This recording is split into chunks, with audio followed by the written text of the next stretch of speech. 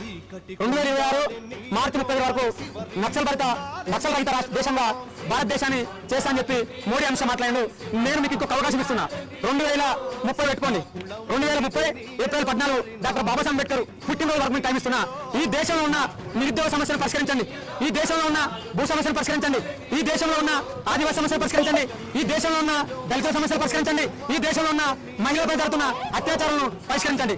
మరి ఒకవేళ మీరు పరిష్కరించకపోతే ఇక్కడ మేము ఆదివాసీ బట్టన్నులు మా ఆదివాసీ తమ్ముడు అంశాలు వీళ్ళిద్దరు చెప్పతోనే అమిత్ షా మోడీని మేము కొట్టమని సందర్భంగా తెలియజేస్తున్నాం. ఎందుకంటే మేము మనుషులనే సంస్థను మాట్లాడుతున్నావు కదా, మరి నేను కొట్టుట్లా తప్పట్లయితే రాజ్యాంగం మీద ప్రమాణం చేసి నేను ఆదివాసులను చంపేస్తాను మాట్లాడితే 2030 ఏప్రిల్ 14 వరకు నీ అవకాశం ఇస్తున్నా. ఈ సమస్యలను పరిష్కరించకపోతే నిన్ను మండలిలో చిన్నవాడు మా తమ్ముడు అన్సార్తో కాల్కున్న చెప్పుతో కూడా అమిత్ షా మోడీని కొట్టమని కూడా చెప్తున్నాం. ఎందుకంటే నీ మొన్న పాకిస్తాన్ యుద్ధం జరిగింది. ఈ దేశ సార్వభౌమాధికారాన్ని తీసుకుపోయి ట్రంప్ కాలకడ పెట్టాం. కనీసం నీ సిగ్గుందా?